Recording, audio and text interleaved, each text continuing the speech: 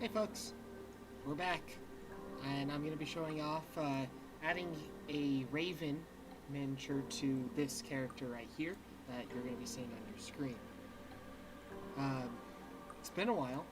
Life's gotten a bit crazy on my end. I'm happy to be back. I'm Tales from the Basement. Let's get into it. So, the first thing you do with Mesh Mixer, that's the program I'm going to be using for this. It is a no longer supported program by Autodesk, but I believe you can still download it and use it. It's a free program, and I've gone ahead and imported the file I'm going to be using or adding to. We'll go from there. I'm going to real quick fix the chat window. Thanks, Shardangers King. I know this is a commission for you, and I thought I'd go ahead and show it off, and maybe you'll be able to do it for yourself later on. It's super easy. So from this screen, after I've already imported the 3D file, because you have to import it, you can't just drag and drop it into the software, I have to do that again. And so you go up to Import, and it's going to have a pop-up window, but the way I have my stream set up, you're not going to be able to see that, but it says you can append the imported mesh to the current mesh or replace the current mesh.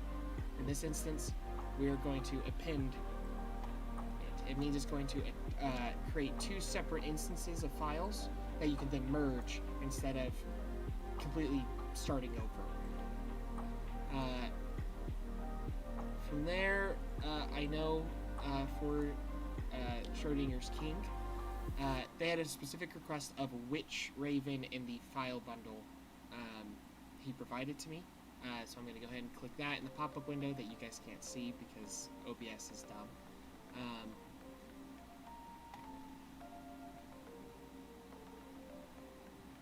And it's going to be generating the mesh real quick. And once I move this guy, you can see both of these models are now on the screen. So the first thing we're going to do is we're going to make sure that we have the raven selected using this objects browser. And then we're going to go to edit and then transform.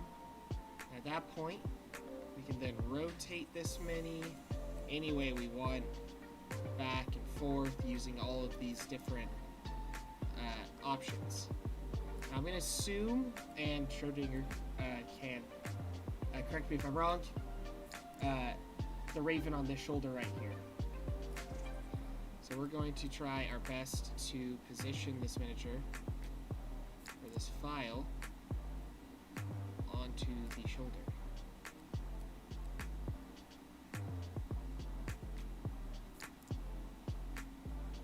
Alright. So we're going to have some collisions here. We're going to try to minimize that as best we can.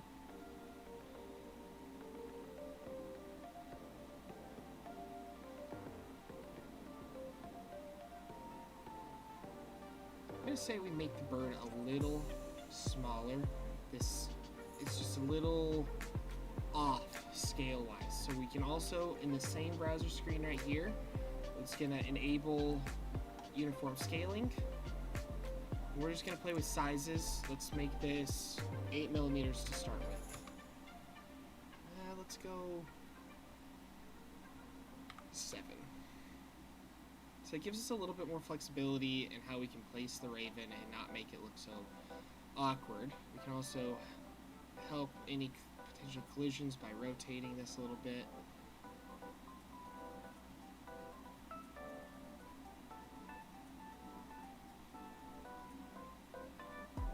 Let's rotate it a little bit more. This is one of those things that really just comes down to how you feel about it. For instance, wherever you think it looks best.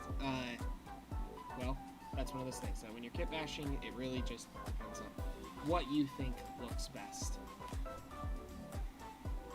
And I think this is going to be awkward because of the placement of the feet, but I'm going to quickly show you guys a way that you can change the position of the feet themselves so that they're not quite as awkward. So we're going to go ahead and hide the main body of the intended model, so Kellerick. In this instance, we're going to make them disappear using the visual icon in the object browser. And then I'm going to go over to select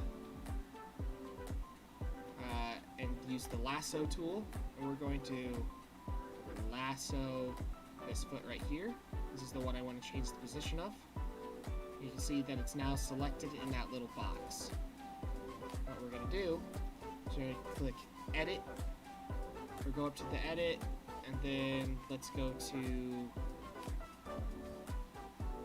nope, it is deform, and then transform, and we can now rotate that foot. See how here is now rotating on this axis, and then we can raise it up to where it looks more natural again.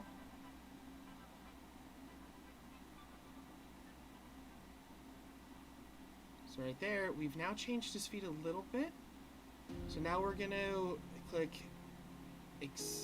before we even click accept, we want to see if it's kind of the positioning we want. And there we go. It's a little less awkward to position here. So we're gonna click on select again. Clear selection. Go to transform.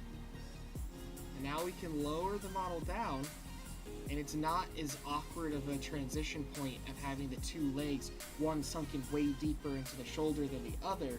This way it looks more natural, and when we do the combination, it looks like it was originally part of the model.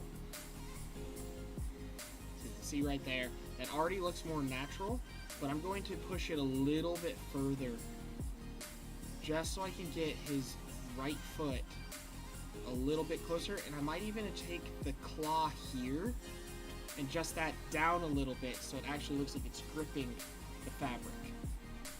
So we're going to make Kellerick disappear again. We're going to go back to select, lasso. We're going to once again lasso, clear selection, lasso,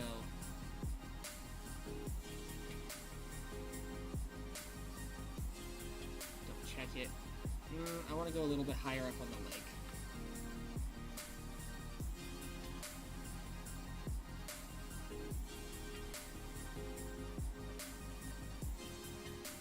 Awesome. Just double checking.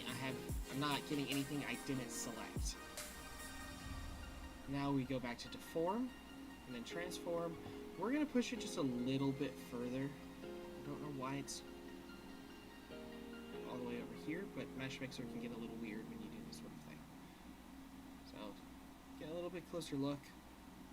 That's looking a lot better to me. I'm gonna click accept, and then I'm gonna go ahead and clear selection. Go back to the lasso. We're going to do this little claw like I had mentioned earlier. Same thing. Go to transform. Make that claw.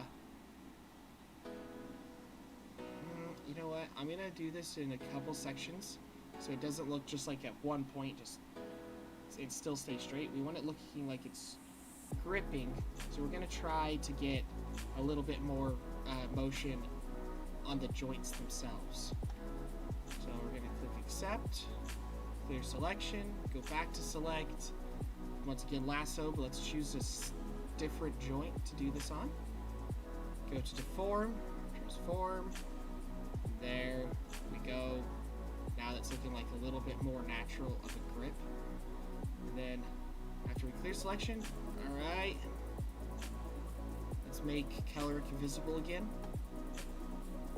And that's already looking a lot better. I'm starting to think, though, that the way this is positioned now, the leg looks a little stiff. It's not quite right. So I think I'm actually going to pull this leg off to the side a little bit. And we're going to do the exact same thing we've been doing. We're going to, again, make color disappear just so we have a clean workspace. Go back to select. The lasso tool. Let's go ahead and select this guy. Let's keep it a little bit higher. Let's go with deform, transform. We're going to rotate them out just a little bit. It's looking a little bit more natural. Checking to make sure any of the seams are actually good. Now you use your scroll wheel to pan like this, and then you use your right click to rotate, and left click is all your selections. It took me a while to figure all that stuff out, so helping you out helps everyone out in the future. Alright, I'm thinking that already looks a little bit more natural, so we're going to click accept. Alright,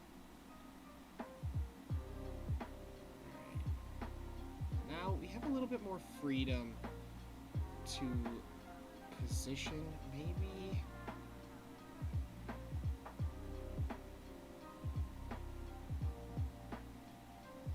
Let's just see how, if we can make this a little bit more natural at this point before we make any more changes to the posing of the model. Without any collisions.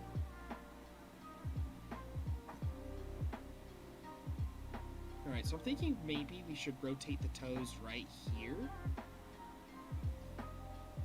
Maybe this foot right here we should rotate in this kind of manner. So once again, do that. Go select.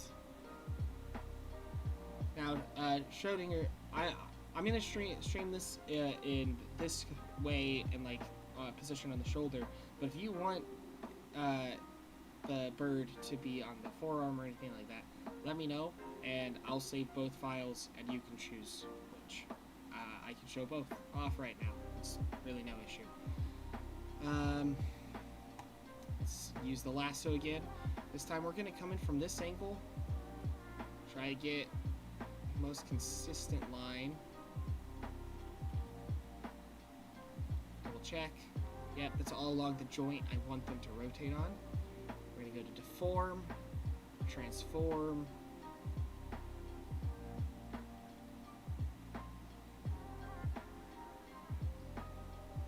it's looking the most natural. There's not really any weird seams that we're getting. And remember, this model is going to be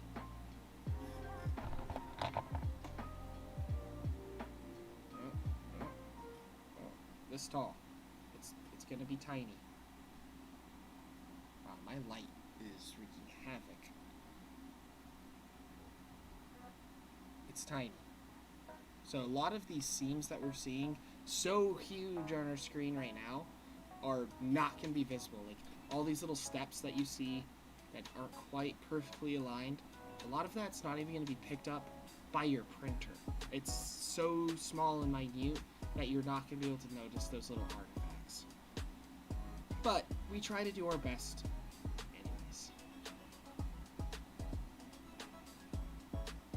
anyways. It takes some learning.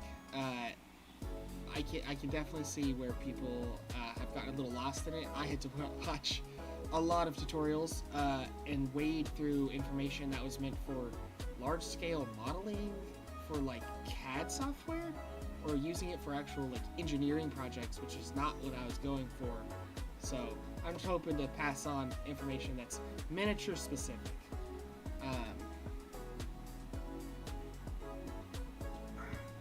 So I think I'm gonna rotate it a little bit further. Make sure it's lined up a little bit better. Not so many artifacts. I got weirdly shifted. And also, I'm not so worried about how bad the underside looks. I'm mostly concerned of what are the visible portions. We're going to rotate a little bit, knowing how his shoulder is. We're also going to click accept.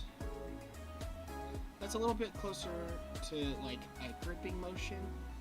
And I mentioned I wanted to rotate this one also. So we're going to do clear selection, go back to the lasso, and okay, let's look for the ankle joint.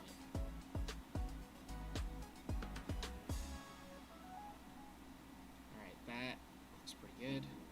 We are going to, again, transform. We're just going to work on our rotation just a little to make it a little bit more natural once it's actually on the body.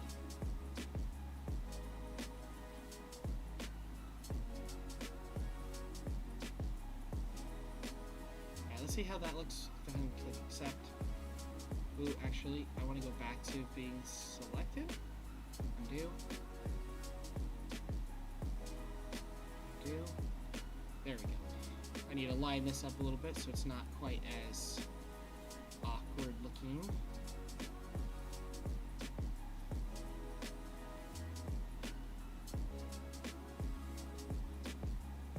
Alright, imperfect world. Try our best anyways. Now this is very much the ghetto way of doing things. If I had the time to learn ZBrush, I would, or even Blender to actually rig up the model and change it this way. But since we're working at something such a small scale, again, these kind of artifacts aren't even going to be seen. And I'm not super concerned with them because I can show you, like on my Instagram, a model I did for myself in the same campaign that this character is in. The model looks like a mess in Mesh Mixer, but painted looks fantastic. And it's the, it was Kitbash from the Weary Night on my mini factory. It's on my Instagram as a personal mini. It's the character holding a glaive. So with that being said, I can hit accept now. Clear selection, and let's see what that looks like. Already, this looks so much more natural than what we had before. We're still getting a little bit on this toe. I've been having my brother-in-law try to teach me ZBrush because he's a super talented modeler. He does a lot of bronze casting.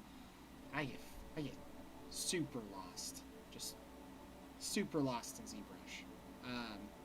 Blender is worse for me. so much worse. Mesh Mixer, I feel like I've learned it enough to where I'm like, okay, it's what I can use for my purposes. If I need something more, I'll actually sit down and focus on it. But right now, Mesh Mixer works for what I want it to do.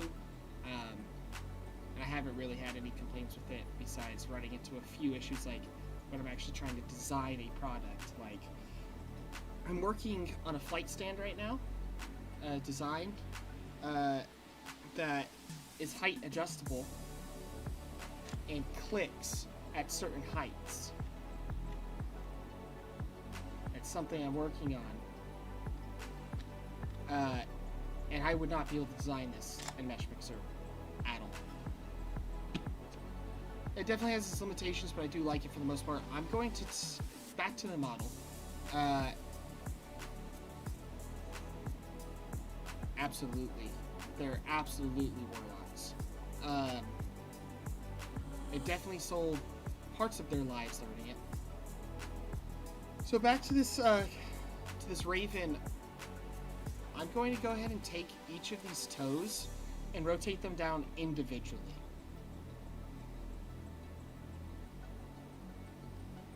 I just noticed that we're getting a little bit of clipping right here, but I'm not sure that that would be out of character. I'm not sure that would be a poor thing, because I feel like this character is most likely very close with their familiar and doesn't mind their ear rubbing up. But let's say you. So I'm gonna go back to hiding Kelric, and then I'm going to once again select lasso, and then this is where it gets a little tricky. I'm gonna try to thread this needle.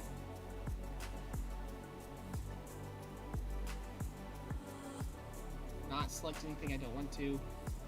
Check. Form, press form.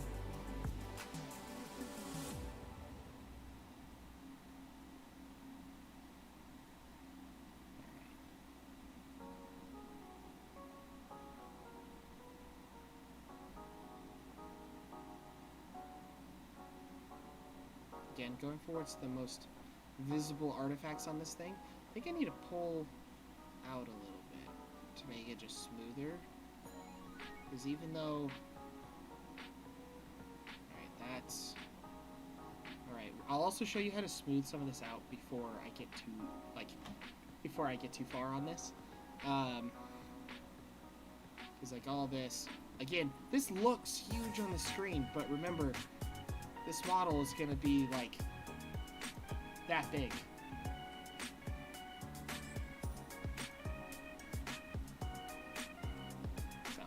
Get back to this. I'm thinking that's...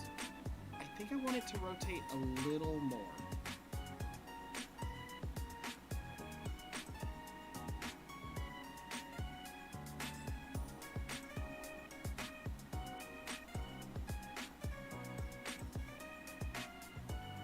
Yeah. Alright. Accept.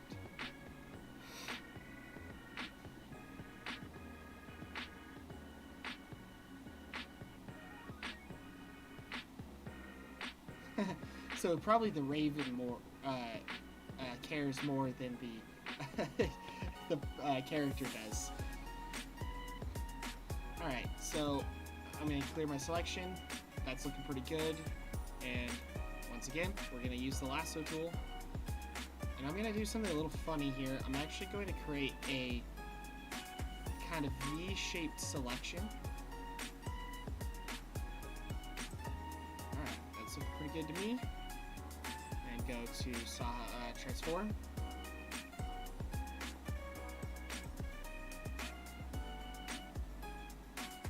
Yeah, ravens are actually weirdly clean creatures.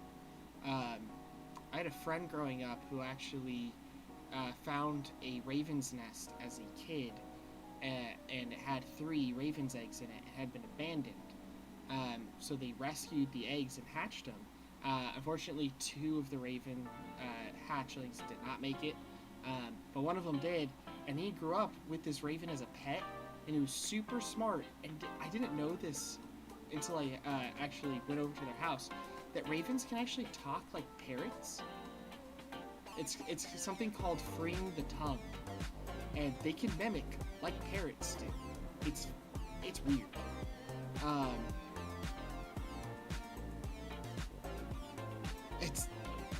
Ravens are one of my favorite animals, actually, because they're just so stinking smart. Alright, so we've adjusted the toes now, and we're going to bring it back in. And I'm saying that looks pretty good. I think I need to adjust this toe a little further down.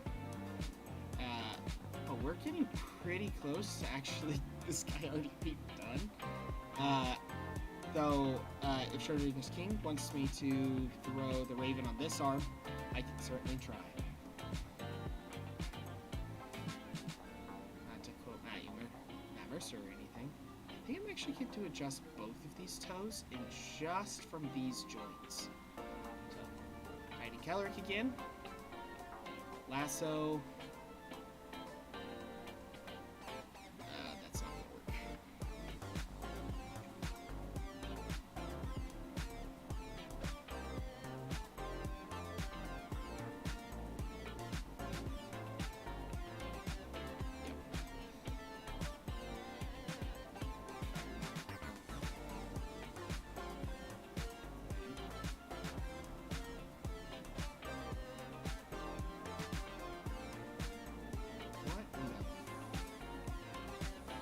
What?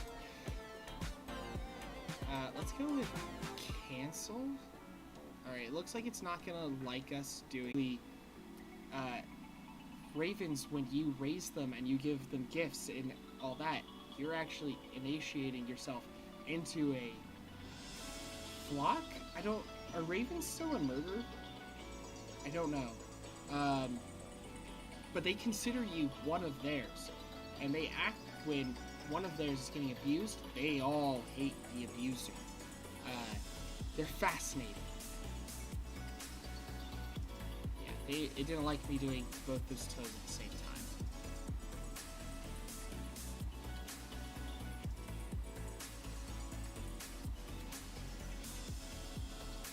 Alright, ooh, wow. Very important to go from different angles. Holy crap.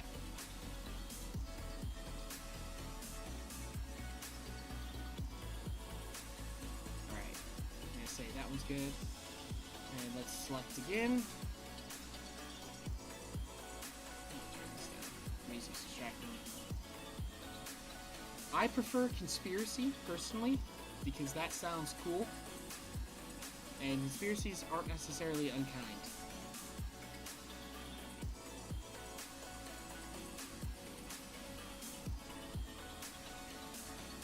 If anybody's wondering, that's watching the stream later, I'm talking to the live chat.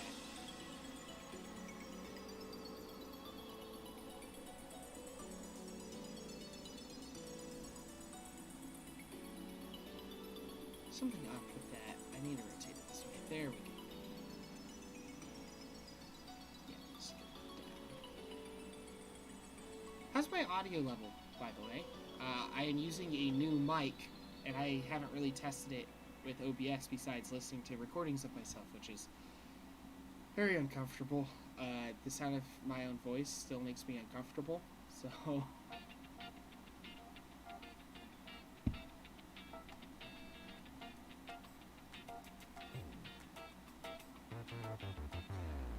Let's just bring it straight back.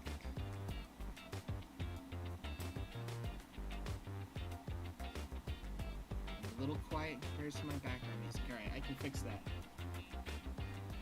Turn my background music down and turn my mic up. How's that?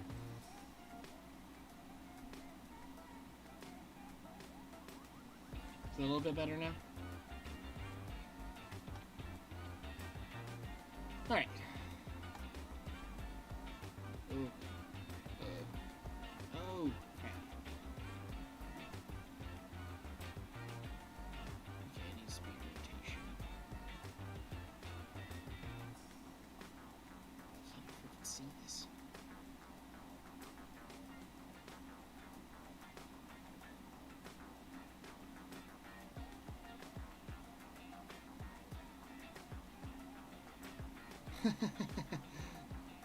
I mean, I'm not limited to just miniature knowledge. I actually, I used to want to be a zoologist.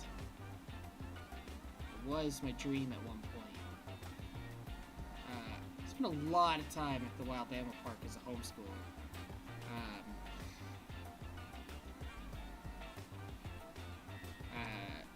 For those listening, that is the San Diego Zoo Safari Park in Valley Center, California.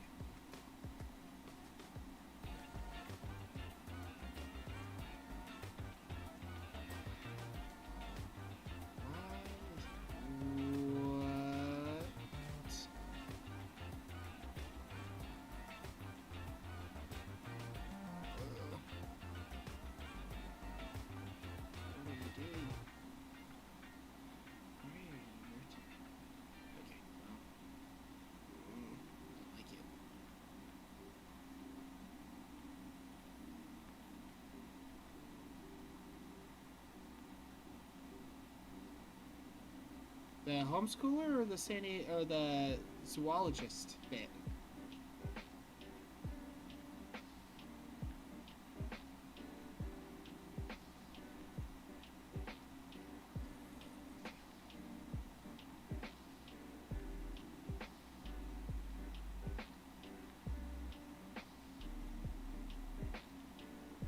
Yeah, I basically went to the Wild Animal Park about once a week growing up. And that was for a period of like 5 years, because the passes to the Wild Animal Park were super cheap. And I just fell in love with the whole thing, and then I developed allergies to pretty much everything. I knew I was allergic to cats, so big cats were kind of out of the bag. I wanted to be a falconer. That's what I wanted to do. Do falconry. That apprenticeship fell through, and then I just developed allergies to a bunch of different types of animals, and wasn't able to do it. Yeah, that is something I wanted to do.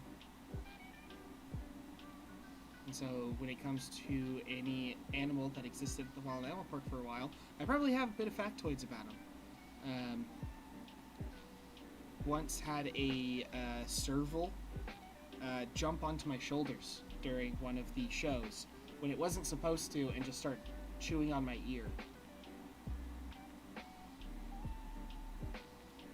The zookeeper's just like, well, I can't really pull you off of it without just damaging your ear more, so don't sue us. But that was super cool for me. I was like 13 at the time, 14. Alright, I think my solution here. Servals they're not huge. They're still considered a small cat, and they have really long legs, but I honestly would not place them as much bigger than a Maine Coon. They're just a lot skinnier, but I wouldn't place them as exactly bigger than them. Definitely lighter.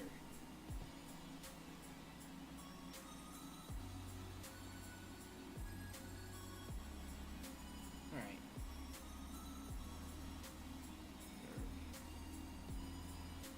Let's now just kind of see if we can position them a bit better again. Gonna rotate. Just bring it in just a tad.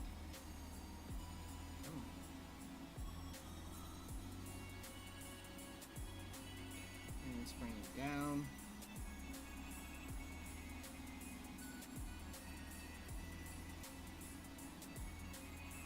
Alright, I'm thinking we're looking pretty good right here. I'm going to actually deform the cloak here, because I'm gonna think Maine Coons.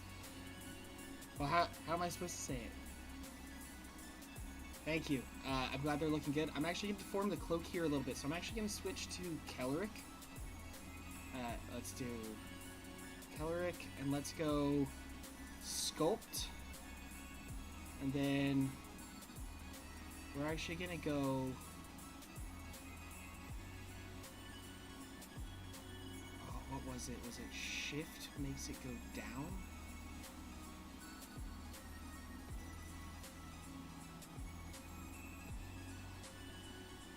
Let's make the bubbles smoother.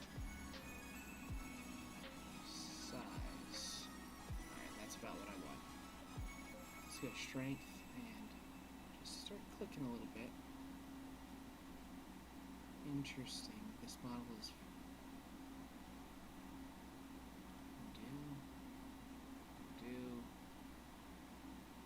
so see that this, when I started brushing, a weird bump showed up on his shoulder, which means the mesh isn't set up correctly, which isn't surprising. This is a Hero Forge model, right? I believe this is a Hero Forge model. Yeah. I've noticed on Hero Forge models that the meshes do weird things like that. Oh, yeah.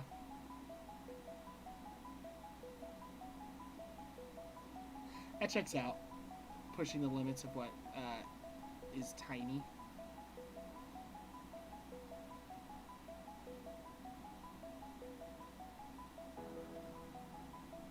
Huh. That existed before. Oh, it's his arm poking through. That's not from what I did. Cool. I totally know what I'm doing.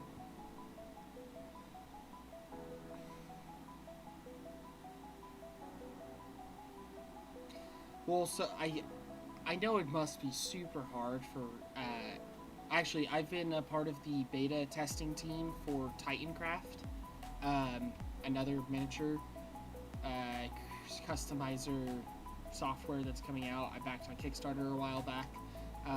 I know that having essentially what Hero Forge and Titancraft and Eldritch Foundry and all of them are actually doing is this.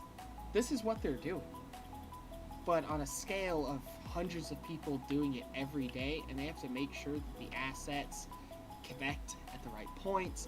Like it's it gets complicated, and a lot of the ways that they do stuff kind of doesn't make sense to me. But yeah. Okay. I want this to be a inflate, but I'm gonna hit shift. I believe shift is the opposite. Nope. What was it? Alt? I forget that there's a command that actually makes it go work in the opposite direction.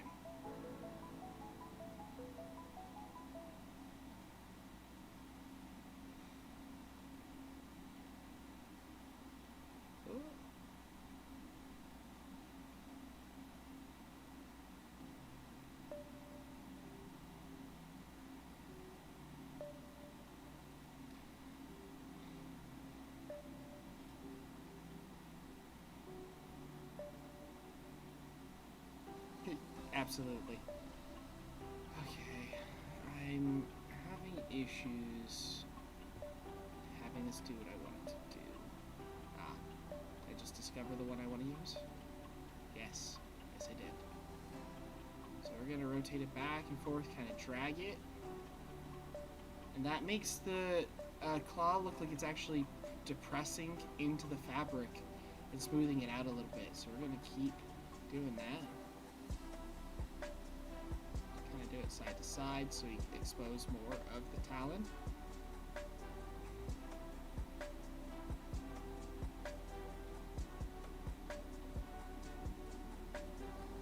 Now, because these aren't actually combined yet,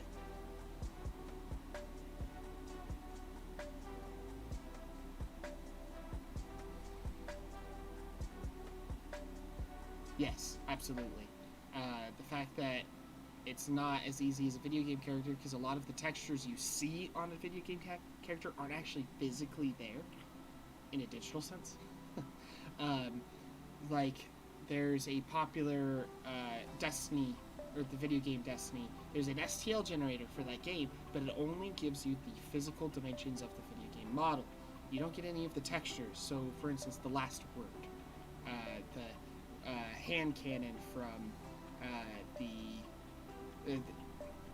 Doesn't matter.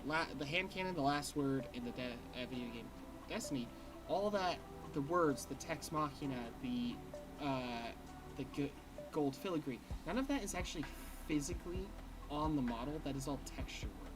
So when you generate the STL off of the game files, you only have the very blank physical model, and you have to add all the other crap back in, which makes it a lot more difficult when you're, say, doing cosplay and you want to use the exact model from the video game, and you from like Dota 2, and you pull it out and you get it, and it's just a freaking flat triangle.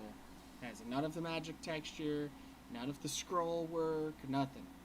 It's very frustrating when you actually start getting into that sort of thing.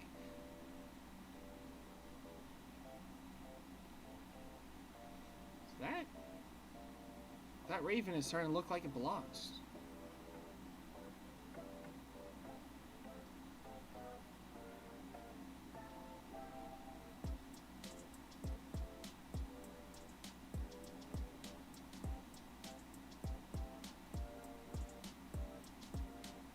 Bugs me a little bit that the bird isn't sitting completely level,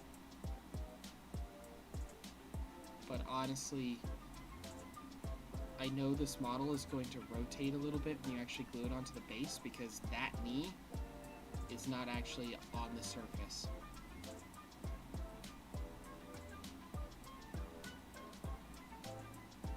But they're looking in the same direction.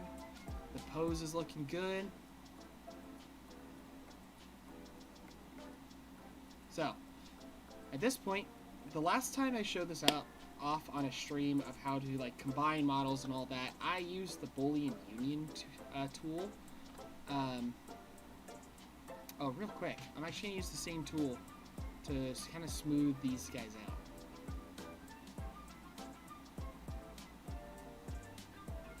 So, let's just go with Bubble Smooth. We can just select the raven, obviously,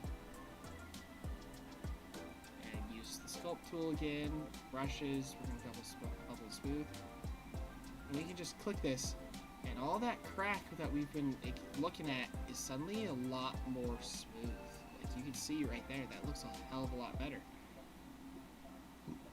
That was a little too much, so I'm actually going to reduce the strength here by a fair amount, and then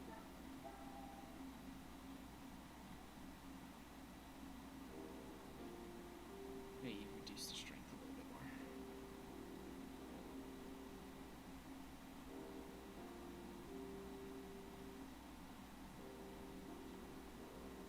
Alright, so you see that's not looking great, so I'm going to go back to the Shrink and Smooth. There we go. It's looking a lot better. Go back to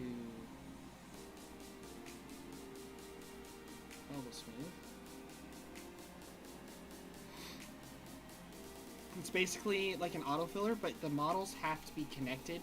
You can't say that there's like a crack.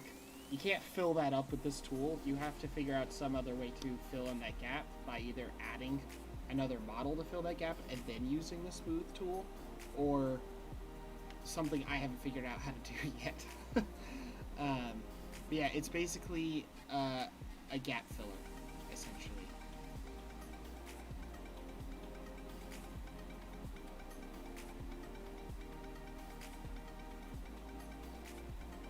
Honestly, that's looking pretty good. I'm gonna go up here, smooth this guy out.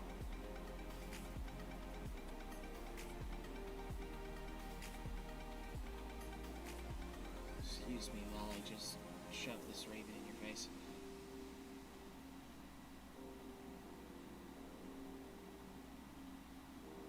And again, I'm kind of just worrying about anything that's actually visible. Like, okay, that's a big step right there. So I'm going to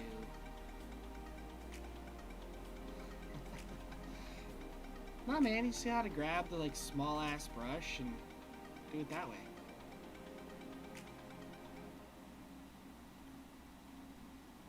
That's looking a lot better.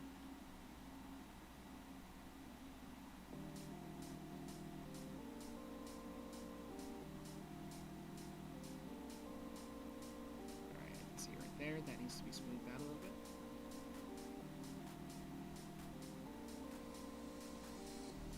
It kind of helps that my day job is actually noticing small blemishes and stuff. It's made me a lot more sensitive to when stuff is not lined up correctly. I've gotten to the point where over the span of 6 feet, I can tell if something is a 32nd of an inch out of square.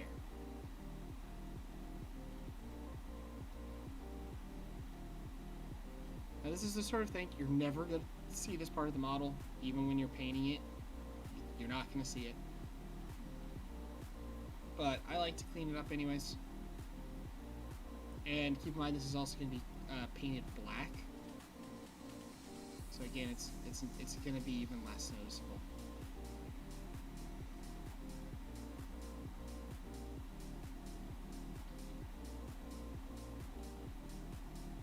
I'm going to come back with the filler one. Hit that again. Alright. Voila! Trying to get out of the brush mode. Yeah, definitely. Alright, so now comes to actually combining the two models. I have a way simpler way of doing this now, because 3D printing, it doesn't have to be a Boolean union. I'm glad you like them. I'm definitely glad you like them. Alright, so you're gonna take left shift and go over to the object browser, and you're gonna click on the second model. So now you have both selected. Then you're gonna come up to this menu here. I used to say, do the Boolean union. I've noticed absolutely no difference between doing this complicated process versus just hitting combine. I've noticed no difference. My prints have come out exactly the same. The models are perfectly combined as far as I can tell. I was following the advice of somebody who did this before, and I can understand from a certain perspective why he did it that way in the video. He was showing how to set up to where if you have to, for your printer, pull off the arm and then create pins that fit into each other. Like that kind of makes sense because you have to make sure it's sharp and the way that works. I get it, but for this sort of thing, I've noticed no difference at all. And if you're going to be doing this, I highly suggest you just hit combine. It's going to take a couple seconds, and there you go. That's now one model.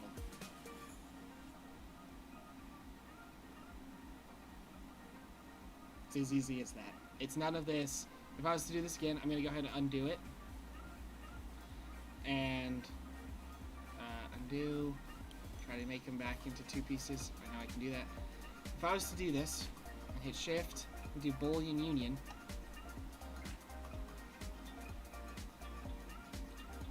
First of all, you get that. And then you have to change all of these parameters to very specific numbers, or it turns into a blob of goo. No. Cancel. We're just going to hit combine. Because I can't for the life of me remember what all of those numbers in that menu are meant to be. I look up the video every time I had to do it. It's complicated as crap. Just hit combine. And that is the finished Kitbashed model.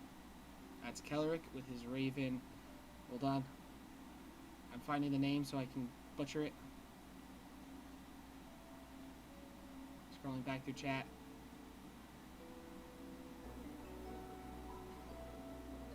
Nope. Scrolling is not being my friend.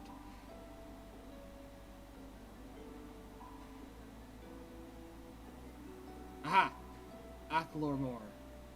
Acklemore? Duty to die. Oh, that's goth.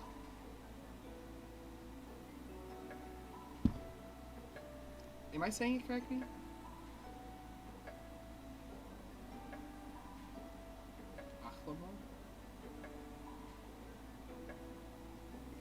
last name.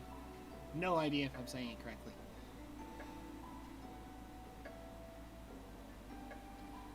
That's fair. I believe this is a swashbuckler. What is it? What is he? I'm saying it correctly. Well, I'll be damned. I'm usually terrible at that. Alright, well, I guess I can show you what I do to set up prints. And we'll go from there. So you're actually going to hit... College of Whispers. That checks out even more. Alright, so now that we have it selected, we're going to go ahead and hit Export. A pop-up window for your File Explorer is going to pop up, and you save your file as you wish. I'm going to name it Kelric. With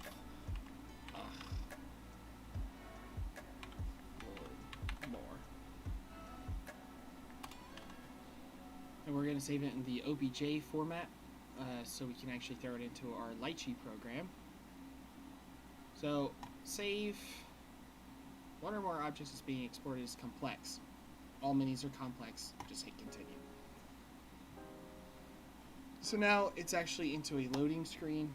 It's saving the file, and I'm going to switch to my Lychee scene.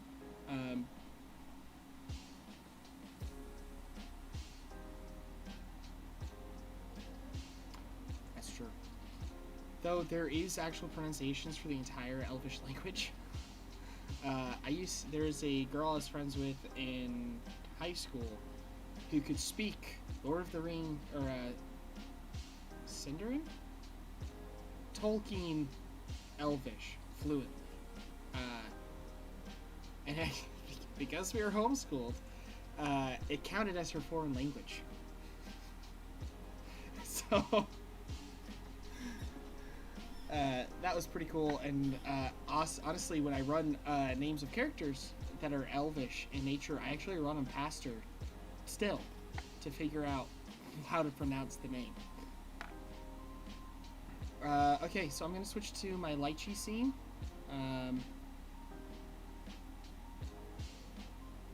Let's see if it actually works for me today. There we go. Oh, no, we're still on... This isn't Lychee. This is Mesh Mixer.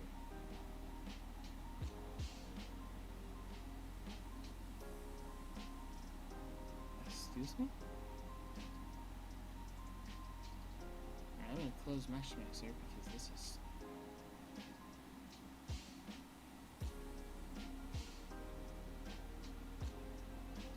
Okay, it's being very strange.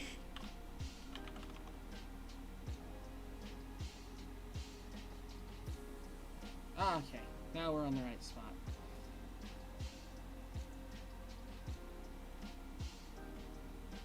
Alright, so now we're in Lychee. I'm going to go ahead and throw Kelric.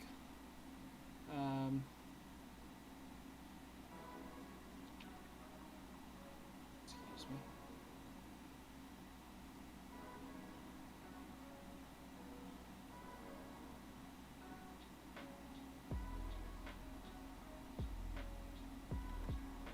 It seems that I've lost the character. Bear with me.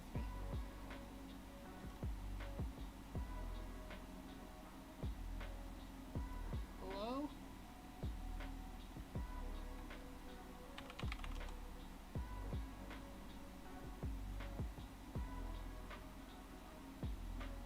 No, give me the... Found him. Okay. Oh, I know my File Explorer is about to die.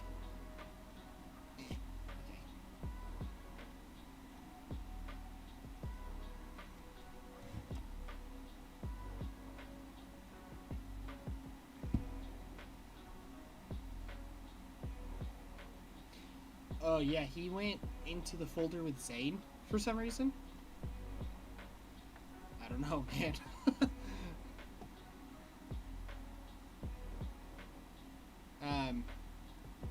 I think once I'm done showing off how I prep the prints and all that, I'm actually going to show off a kitbashing I recently did of Zane for his following level, or if I just buy a spell scroll. I kit bashed using this pretty much the same method, but in a way longer process to make him sit on a mount. Okay, why are you doing this to me? Add. Why are you doing this to me, Lychee? Trying to make me look bad?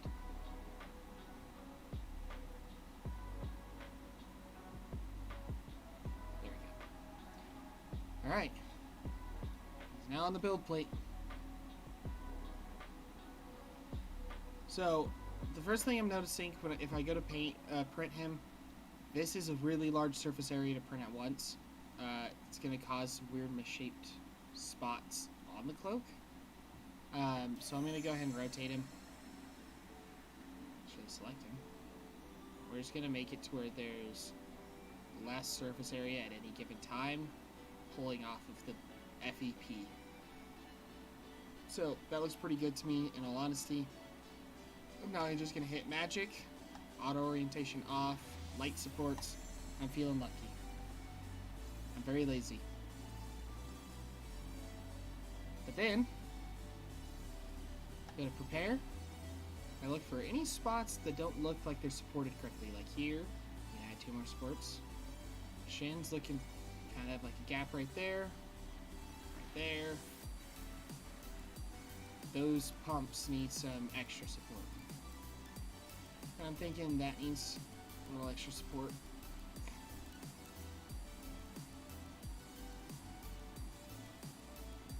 Yeah, Lychee has improved a lot. And now I'm actually thinking that there are too many supports here. It's going to actually make the blade a little weird. So I'm going to say that's good. And with the shape, I'm going to throw one, if I can, on his beak. I'm going to adjust that.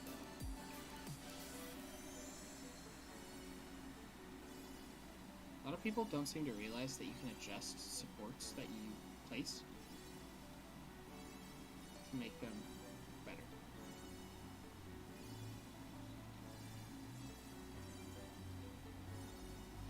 Okay.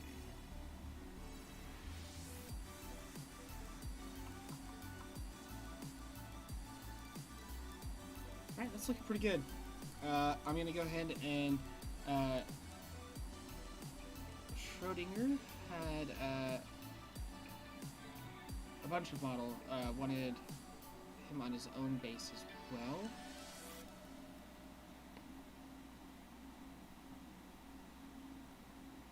Alright, look on you. Aquabore. Separate it out. So, I've actually had a couple people ask me recently, like, okay, Keelan, how do you, like, position your models for printing? I do it for, A, the least amount of supports possible. The less supports you can do, the better. Ignore Kelric off to the right for just a moment. Secondly, you want the least amount of visible points of connection in the finished product. What I mean by that is I want supports and where they terminate on the model, where they are providing support, to have the least amount of visible scarring when you are looking at the model. So, for instance, I want all of my supports to be on the undersides of things, so that when I'm looking at the model from the top, I'm not going to see any of the pitting from the supports. I want all of those hidden underneath the model or in folds of clothing that where if it gets pitted, it looks like an actual intentional part of the mold. So, that's kind of my philosophy there. And then thirdly, very much so. And thirdly, I want the least amount of surface area printing at once, so there's no weird pressures from pulling it off of the build plate. For instance, oh, I actually glued that onto something. I print miniature bases for myself. They're all magnetized. They're all special. They work with my system of stuff that I've designed. It's super difficult to print them without there being weird bumps from where the supports were pulling during the printing process. It's almost like a series of like little cones around each support piece, and I hate that. Bases I don't mind as much because I always print them upside down to where the top of the base is actually where all the scarring is, because I always add stuff to my miniature bases. Always. I always put something on top. I never do just plain black bases on anything I print or anything I paint, because to me, I want the base to be a part of the story. When I am building a model, I'm thinking about the environment of their backstory and like where you'd find them.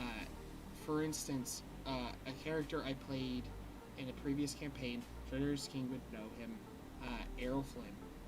And each of the 3 iterations of his model, the base was different based off of where he'd been, where his story had taken him, all that. The first model was just simple dirt with some grass tufts. He was kind of out on his own in the wilderness and stumbled upon the group that he became a part of, but was still kind of a loner. The second model, he had gained friends. His mentor had recently died, so his position changed. His model changed where he's holding the last word from Destiny 2, because he had earned that.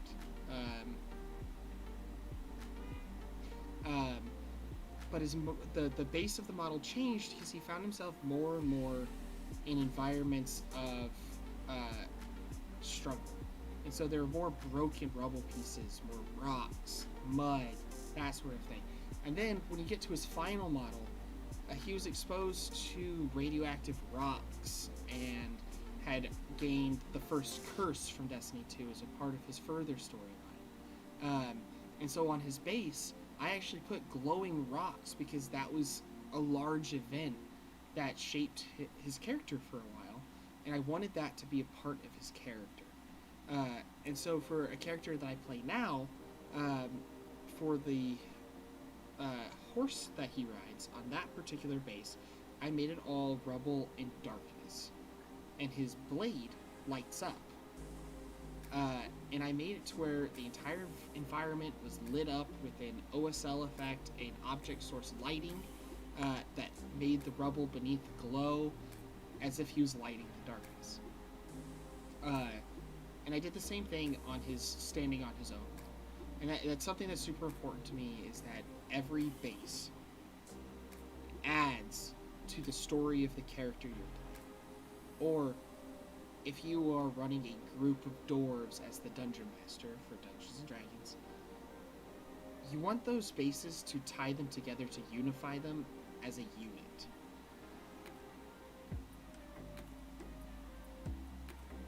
Zane's sword does not actually light up. I looked into doing it. It's way too complicated. I even thought about doing UV sensitive paint and putting a black light on the base, but again, it just got too complicated, and I kind of gave up on that project for now. For now, I'm still looking into it because I'm also looking for. I'm going to be designing a product that has to do with LED lights and auras of characters. So, I'm currently researching that project. But going back to the whole printing and everything, I want the bases to tell a story. I want them to be a part of what's being played at the table. That being said, we're gonna keep moving on with this base before I go on another tangent about this stuff. I'm feeling pretty good about how this one's gonna get supported. Make sure auto orientation is off.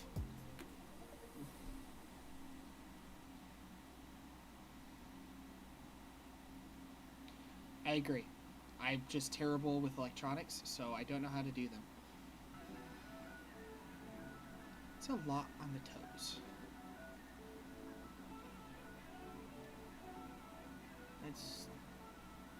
I can see why, though.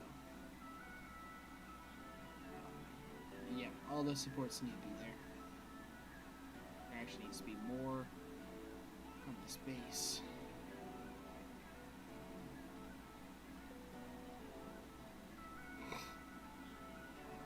Alright.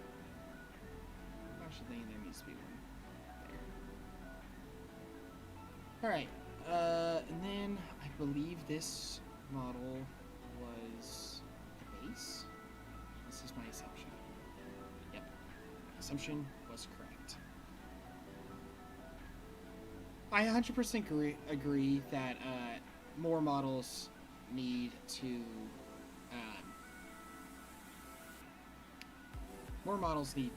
be light up, for sure. I'm gonna let you glue this base on because I don't know how that one's going to line up with the character. I'm gonna print two because there's two things that need mini bases, so I'm just gonna go ahead and duplicate this. Oh, you know what I should have done? I should do that now. Rotate.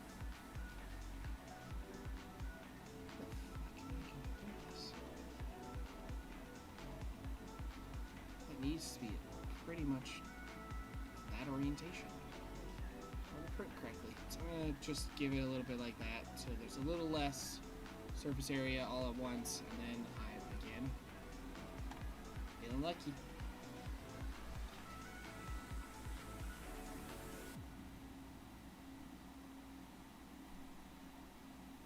Oh, he sits on it.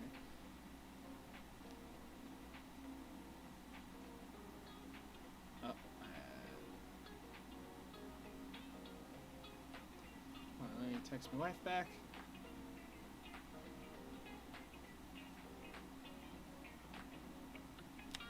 Okay. Alright, so we're feeling lucky. That is terrible. I'm gonna go back to prepare.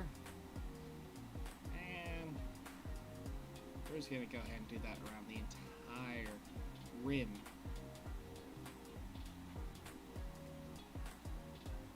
And let's just do sporadic. Give some extra support. I don't like how it's all clumped. It's because the letters. Alright. Oh, I'm not letting that happen. Holy crap.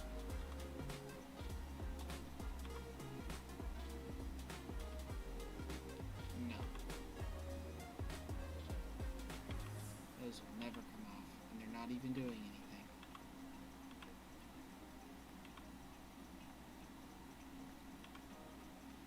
They're not doing anything. What the frick is that?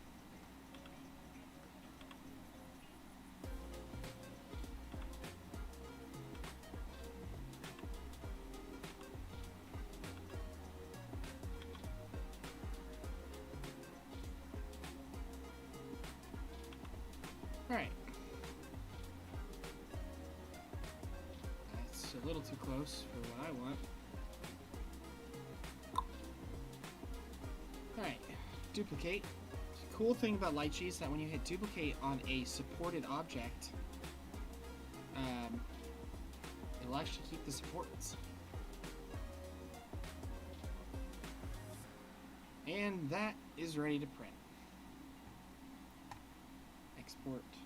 My USB is not currently in my computer, but I will export.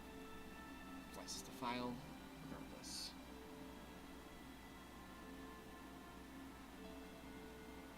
It's a good idea. Always keep a repair kit in your bag. It helps a ton. So, there's now just an ad on my screen because I'm too cheap to go pro yet. Going pro, man. I'm gonna just navigate to Zane just so I can. It's the quick way of going to this. Go to Keller Mini Parts and save the slice. That's ready to go. That's done. So in the meantime, I'm actually gonna open Mesh Mixer back up.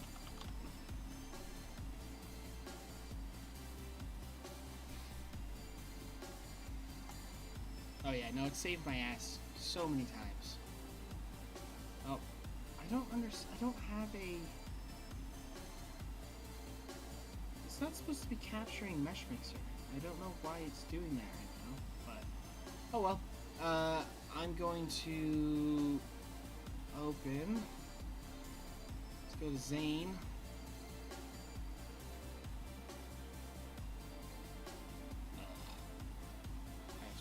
Import Zane.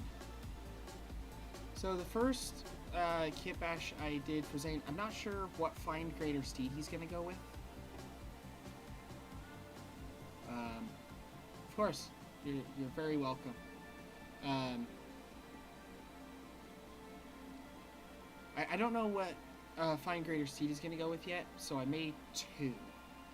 One is a Pegasus.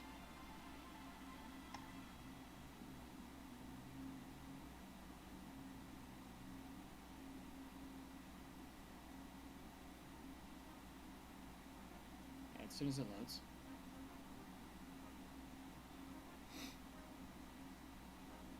Come on. No. Alright. This is Zane on a Pegasus. For reference, I'm going to import pinned.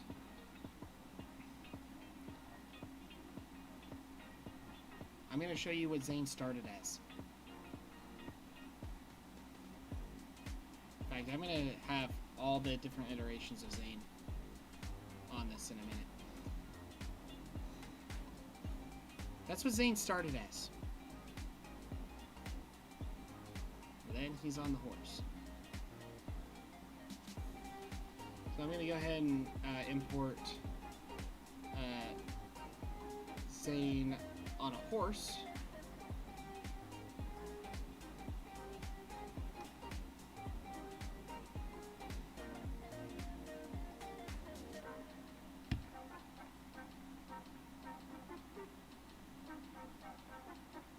Bear with me as the loading takes forever.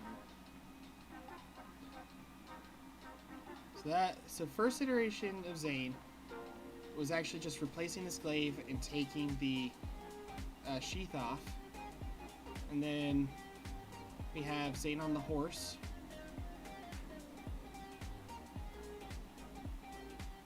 And then you can see that I also repositioned the glaive when he's on the Pegasus, so it doesn't actually run into the wing.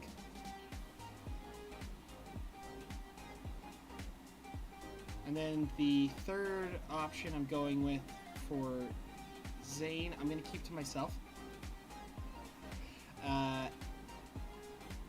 But I'm painting him this weekend, and I really want the paint job and everything about that model to be kind of a surprise, unless I choose to stream painting. But yeah, no, this is like kind of the growth of Zane, my character, at a campaign I play in.